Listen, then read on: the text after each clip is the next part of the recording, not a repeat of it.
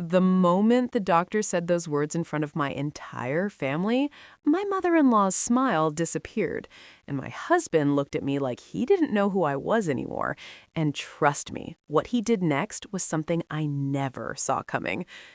My name is Natalie Harper, and before I tell you how my own pregnancy announcement turned into the most humiliating moment of my life, make sure you subscribe to the channel and comment your country below, because this story, it still doesn't feel real even when I say it out loud.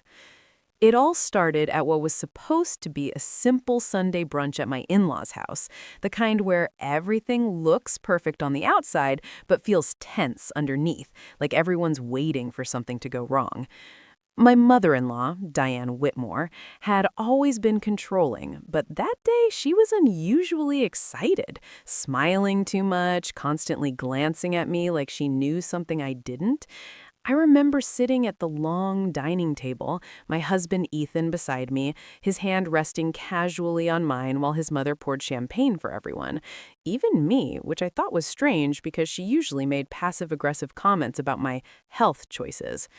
Before I could even take a sip, Diane suddenly tapped her glass with a spoon, the sharp clink silencing the entire room, and I felt my stomach drop because I knew that tone. It meant she was about to make an announcement. She stood up, beaming, and said, "I have the most wonderful news. Our family is growing."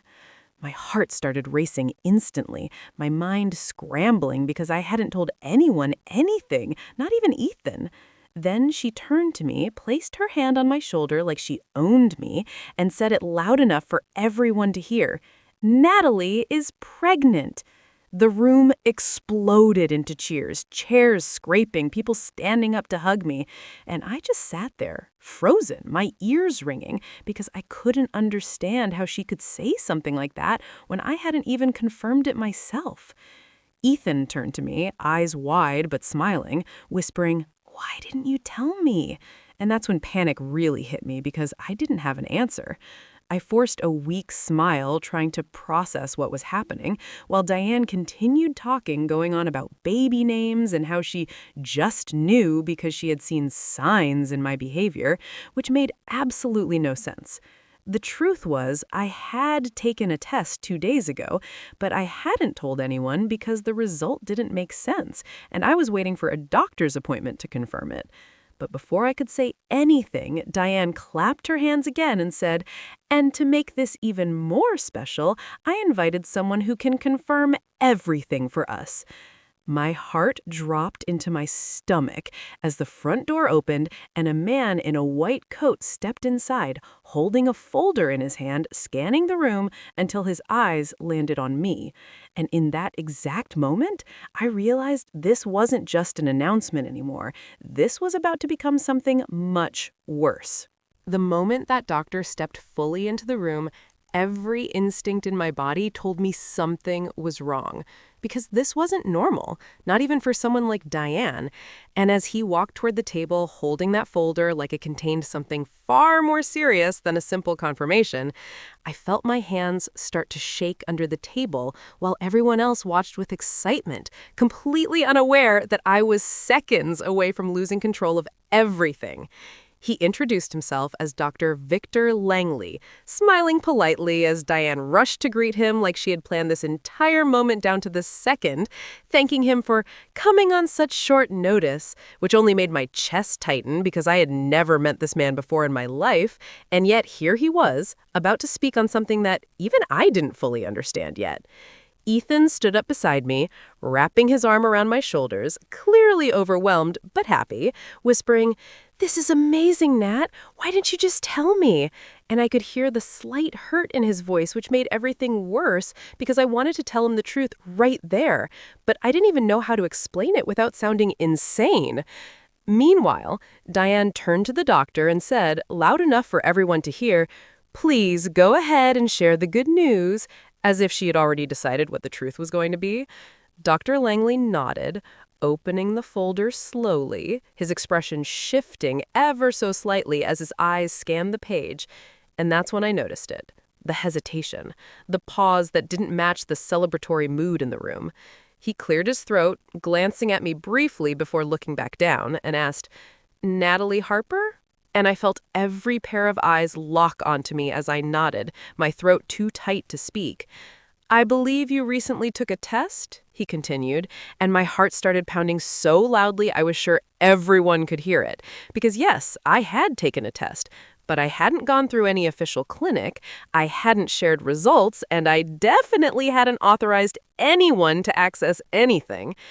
"Yes," I finally managed to say, my voice barely steady, and Diane immediately jumped in, laughing lightly as if everything was perfectly under control, saying, "She's just being modest, doctor. We all know what this is about."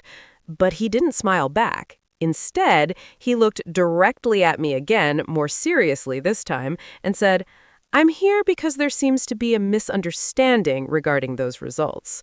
The word misunderstanding hit me like a slap, and I felt Ethan's arm tense around me as the room slowly quieted, the earlier excitement fading into confusion. Diane frowned slightly, clearly not expecting that response, and asked, "What do you mean misunderstanding?" And for the first time since he walked in, Dr. Langley closed the folder, took a small step forward, and said something that made the air in the room feel heavy, like everything was about to collapse. "The results that were shared with me don't indicate a confirmed pregnancy," he said carefully. And just like that, the whispers started, people exchanging looks, the energy shifting from celebration to suspicion in seconds. I felt my face go pale, not just because of what he said, but because I knew this wasn't even the full truth yet. And the way Diane was staring at me now, like I had just embarrassed her in front of everyone, told me this moment was about to turn into something far more dangerous than a simple mistake. The silence that followed felt heavier than anything I had ever experienced, like the entire room was holding its breath, waiting for me to either confirm or deny something I wasn't even given the chance to understand. And as the whispers grew louder, I slowly pulled away from Ethan's arm, my mind racing, because this was no longer just about a pregnancy. This was about how that information even got into someone else's hands in the first place. Diane's face had completely changed now, the excitement gone, replaced with something sharp and accusing as she crossed her arms and looked directly at me, saying, "Natalie, what is he talking about?" in a tone that made it clear she already thought I had done something wrong. And before I could even respond, Ethan turned to me too, his earlier joy now replaced with confusion and doubt, asking quietly, "Nat, did you lie?" That question hurt more than anything else in that moment, and I shook my head immediately, my voice finally finding strength as I said, "No, I didn't lie. I just didn't tell anyone because I wasn't sure yet." But the damage was already done, and Diane let out a sharp laugh, shaking her head as if I had humiliated her personally, muttering something about attention-seeking, which made something inside me snap, because I realized she wasn't just sharing news earlier, she had been trying to control the narrative from the beginning. I turned to the doctor then, forcing myself to stay calm, and asked, "Where did you get those results?" And that question shifted everything, because for the first time, the focus wasn't on me, it was on him. Dr. Langley hesitated for just a second before answering, "They were sent to me directly, under your name." And that's when I looked straight at Diane, my stomach dropping as the pieces finally started coming together in the worst possible way. "You accessed my test," I said slowly, and the room went quiet again as everyone turned to her, waiting for her to deny it, but she didn't. Instead, she rolled her eyes like it was nothing and said, "I was helping. You've been acting strange, and this family deserves to know what's going on." That was it. That was the moment everything broke. Ethan stepped back from both of us, running a hand through his hair, clearly overwhelmed, while I felt this strange clarity settle in, because it wasn't just about privacy anymore, it was about trust, respect, and the fact that the one person who was supposed to support me had just stood there and questioned me instead. I took a deep breath, looked around at everyone staring, and said, "There's one more thing." My voice steady now, and even the doctor looked surprised as I continued. The reason I didn't say anything is because that test didn't just come back unclear, it came back negative. The words hung in the air like a final blow, and this time there were no whispers, no reactions, just silence, because suddenly the entire situation made sense in the worst way possible. Diane's face went pale, her confidence gone completely, and Ethan just stared at me, realization slowly replacing doubt as he understood what had really happened, that I hadn't lied, I hadn't hidden anything malicious, I had simply been waiting while someone else decided to turn my life into a spectacle. And as I stood there, in the middle of that room, I realized something even more important than anything that had just happened. This wasn't just the end of a misunderstanding, it was the moment I finally saw the truth about the people around me, and I knew, without a doubt, that nothing between us would ever be the same again.